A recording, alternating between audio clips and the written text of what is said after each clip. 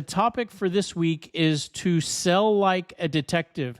And when you first hear that, you might want a little bit more explanation because you probably don't think of a detective as being a typical salesperson or someone who does much persuasion. But there's actually a lot that we can learn from and apply that a detective does to how we might operate as a salesperson, especially working in B2B sales, where we are combing through lists of prospects trying to find the right prospects to sell to and the prospects who might need what we sell. And so if we look at how a detective operates, a detective typically starts out with some description of the suspect that committed a crime. And the detective will usually use that picture and filter through a large list of witnesses and suspects and work their way to track down and identify the key suspect that they believe committed the crime. And of course, a detective will use all sorts of different resources, information, and tools. But one of the main tools a detective will use is the questions he or she will ask when they're interviewing witnesses and interviewing suspects in order to filter out and identify who potentially committed the crime. And it's that focus on asking good questions that we can take away from how a detective operates, because when you are out there looking for the prospects that need what you sell, you are doing the same thing to identify the target suspects to go after and then getting engaged with those suspects and working to qualify those to try to figure out which prospects fit with what you're trying to sell. And so what we can do is we can look at how a detective might operate in order to successfully solve crimes and apply some of those tactics to how we operate as a B2B salesperson.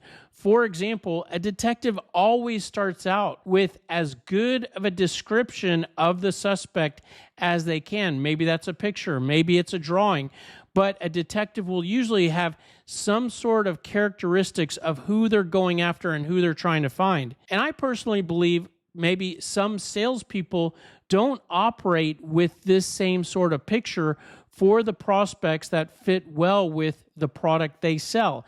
If you're a salesperson, you should have some sort of picture of the ideal prospect or the ideal customer profile for the prospects that fit best with what you sell. And when you have that picture, you can improve your ability to track down those prospects. Another thing that we can take away from maybe how a good detective operates is that it's very clear to see that detectives ask a lot of questions. They're going to interview witnesses, they're going to interview suspects, and those interviews are filled with one question after another. And this can open our eyes when we're thinking about selling, because I can tell you most salespeople either do not ask good questions or do not ask enough or any questions. And I'm saying that based on being a prospect that a lot of salespeople reach out to and sell to. I answer cold calls, and sometimes I have meetings and appointments with salespeople. And I would say almost all of them don't ask me many questions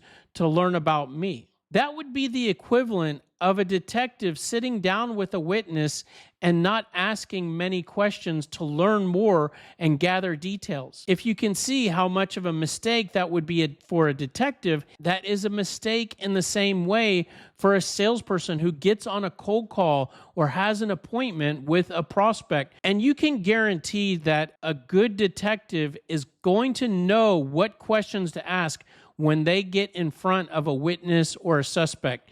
They're not going to just take that opportunity and try to think of what question to ask and improvise in that moment. That would be a huge mistake for a detective. No, detectives will know, I want to gather this information or gather these details from this particular witness or suspect. And you should do the same thing as a salesperson. And I can tell you, there are a lot of salespeople I talk to that just either don't ask questions or improvise and try to think of a question in the moment when they're talking to me. And another thing that's very clear to see when we look at a detective is that when a detective sits down with a witness or a suspect, they are going to spend most of that entire session learning about the person they're talking to and gathering information. And you should be doing the same thing as a salesperson. And from my experience, what most salespeople do on calls and in appointments is they end up talking more about their product and company. And I refer to this as being in somewhat of a product selling mode, where the salesperson is all about me, my product, my company. Are you interested, or do you need what I sell? And that would be the equivalent of a detective sitting down with a witness and talking about the crime. If you can see how that would be a complete waste of time to talk about those details to a witness, in some ways, it's a similar waste of time to sit down and spend so much time talking about your product with a prospect when you can use that time to ask questions and gather information from the prospect. So those are just a few takeaways that can really open our eyes and see things different ways. And this list here actually gives us actionable things to work on in order to improve our approach and to become more like a detective when we're out there selling. For example, we can actually spend more time on creating a picture of the prospect that we're trying to find.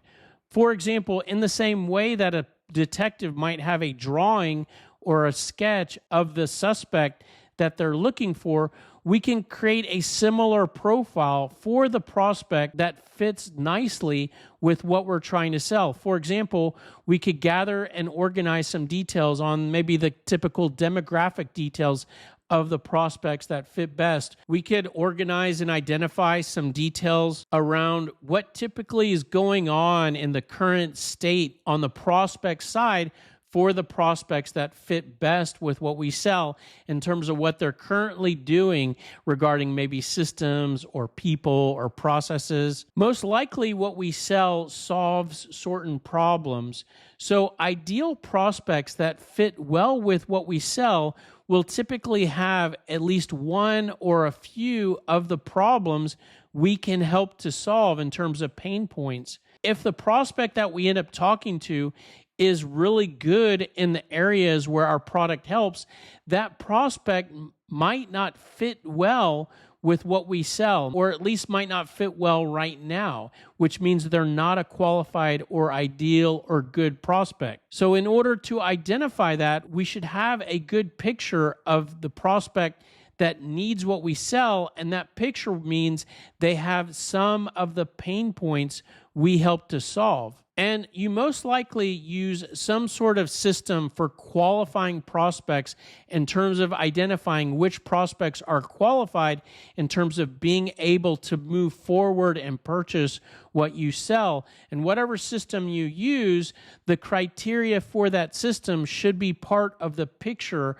of the person you're trying to find. And for example, we actually created a system for qualifying prospects that looks in 4 different areas. Does the prospect need what we sell? Do they have the ability to purchase from a funding money standpoint? Do they have the authority to purchase in terms of having decision-making power? Do they intend to purchase from us over the competition? So those are the 4 areas that we look for. And if you were using our system, the picture of the prospect you're looking for, you might be looking for prospects that are medium to strong in those 4 areas. But if you can add some details and some characteristics in these areas, then you have a picture of the prospect you're looking for.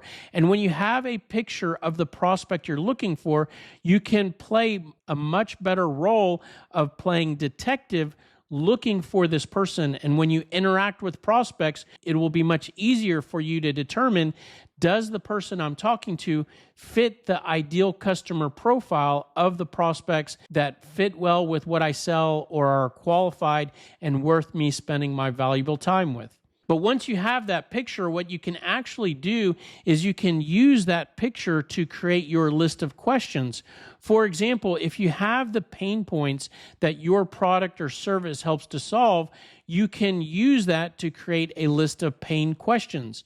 And when you have your list of pain questions, then this becomes part of the total set of questions you can ask when you're talking to prospects, in the same way that a detective might interview witnesses and suspects, this becomes part of your line of questioning when you start interacting with people in your territory or in the accounts you're trying to get into. And you can ask those same people questions to learn about what they're doing in terms of the current state in the area where your product or service fits. I can't tell you what to ask for your product or service, but here are some areas you might want to create questions for.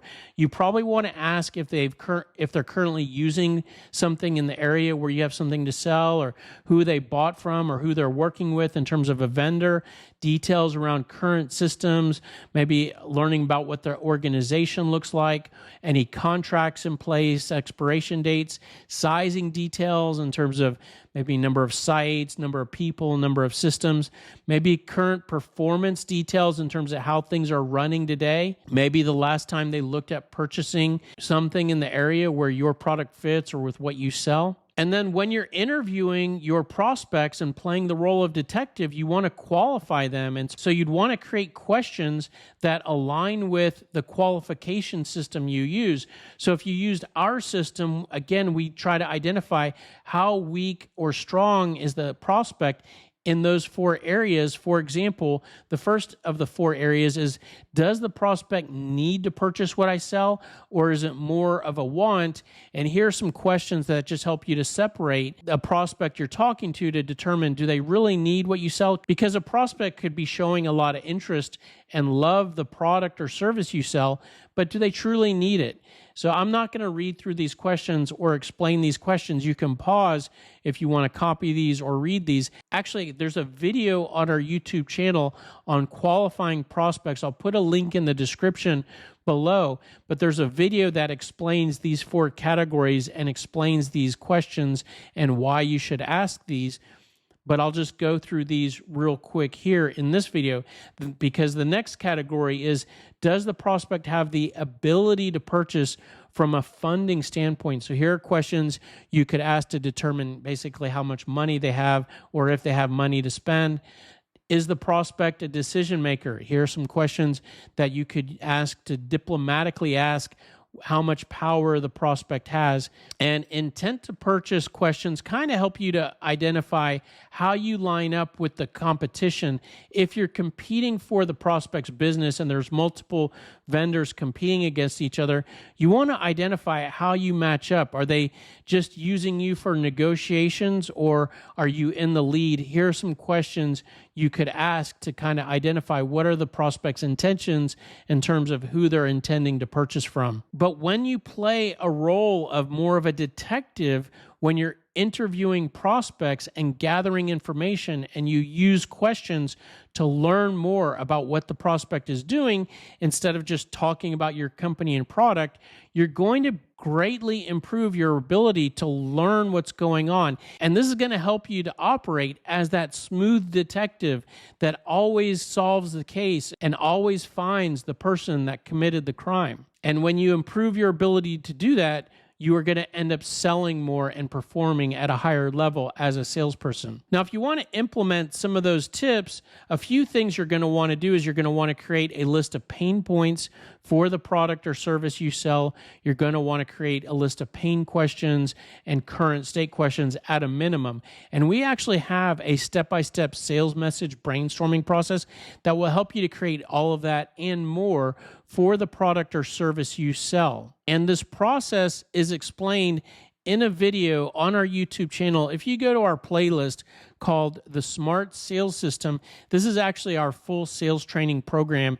There's a video that will actually take you through that process step by step. And when you go through that process, each step of the process is going to create what we refer to as building blocks. So you'll get a block of questions for pain, a block of questions for the current state and whatnot. And you can mix and match those blocks to create a lot of your sales tools, like an outline of what to talk about when you're calling prospects. And this outline here, this cold call script or cold call outline, will actually help you to operate more as a detective, because the outline actually drives towards your pain questions, your current state questions, and pain points, and prevents you from just unloading product and company details. You can use those same blocks as an outline for what to talk about in your appointments and in your meetings.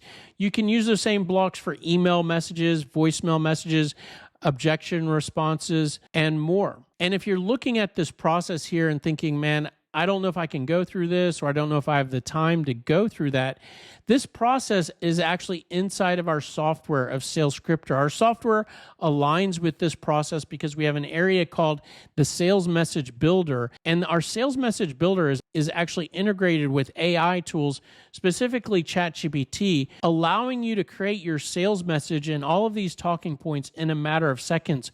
All you have to do is enter the product or service you sell, and our software will actually communicate with ChatGPT, and ChatGPT will do all of the sales copywriting to create your pain points and pain questions and current state questions, giving you what you need to operate as that smooth detective that's solving all of the crimes. And if you think this is helpful and interesting, you may want to follow us on these social platforms. We slice and dice these long videos into small clips that are more digestible, and we post those every day. And I'll put a link in the description below to all of these if you want to follow us. And if you think this is interesting, you may want to join a community I recently started on Reddit called Sales Scripts. Join us here, ask questions, post your own thoughts or your own tips that you're currently using, and we'd love to see you there. And if you think these tips have been helpful and you want to return the favor, very easy for you to do. All you have to do is like, comment, share any of our videos, subscribe to our channel. Any of those help us, and none of those cost you anything. And that's pretty much it. Hope this was helpful. If you have questions or you want more information, the best place to go is salescripter.com. Thanks for being here, and we look forward to seeing you on the next video. Have a great day. Take care. Bye.